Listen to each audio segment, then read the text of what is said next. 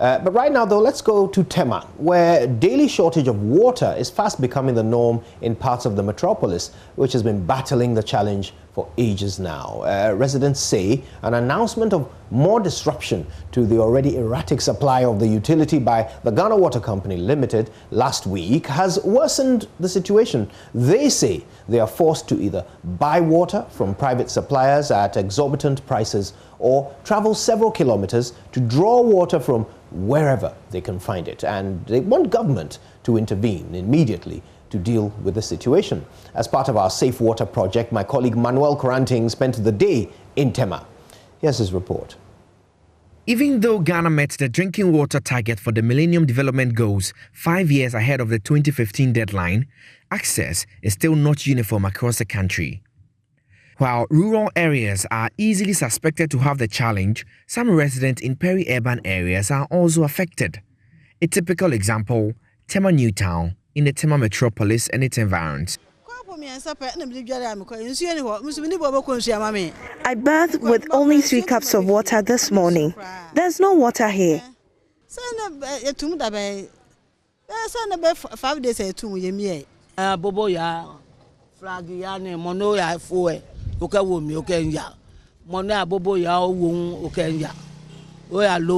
They use the tricycles to get the water from other communities. The situation is even worse up the hill.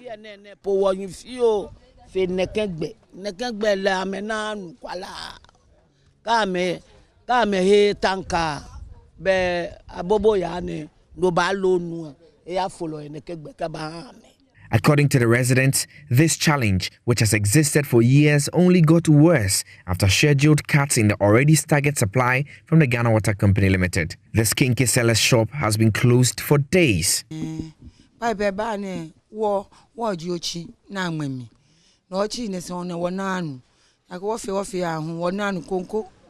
taps haven't been flowing for over a week now.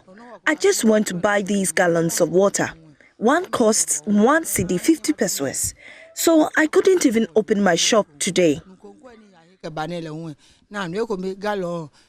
cedi, 1 cedi 50 pesos.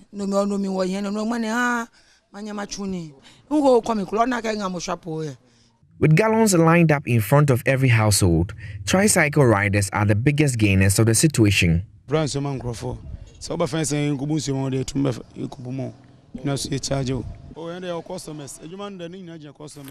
We supply the water at a charge.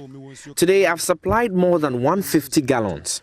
So when they call us, we go and pick them up. Because 100 gallons a day. Because 40 gallons, 60.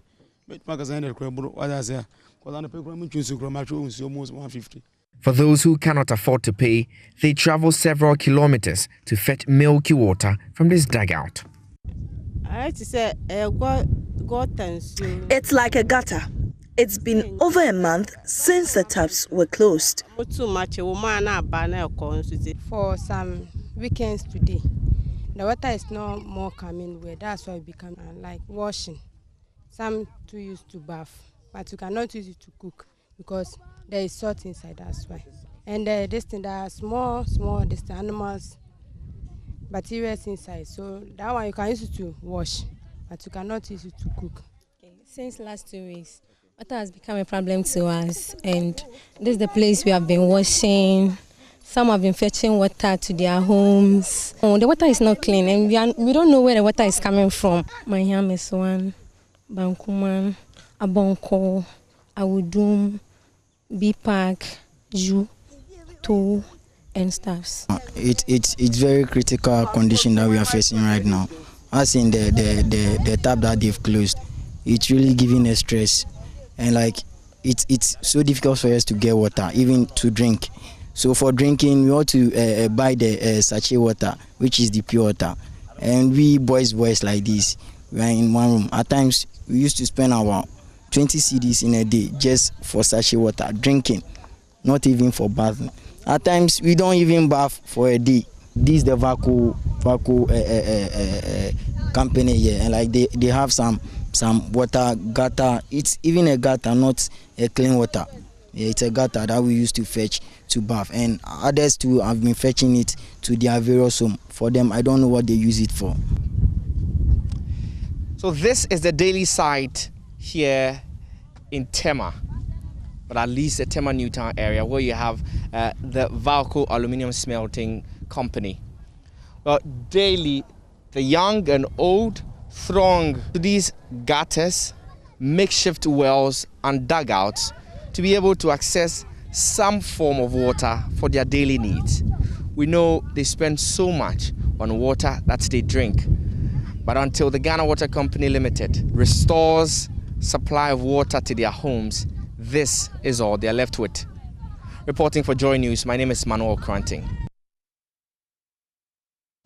Right, let's now get some responses from the Ghana Water Company Limited. Stanley Marty speaks for them. Mr. Marty, good afternoon. Thank you for your time. Has the situation at Tema-Newtown come to your attention, and what exactly is the cause? Do we have Mr. Marty? Hello. There you are. Thank you for your time, Mr. Marty. Thanks for joining us. So are you aware of the situation at Tema-Newtown, and what exactly is causing it?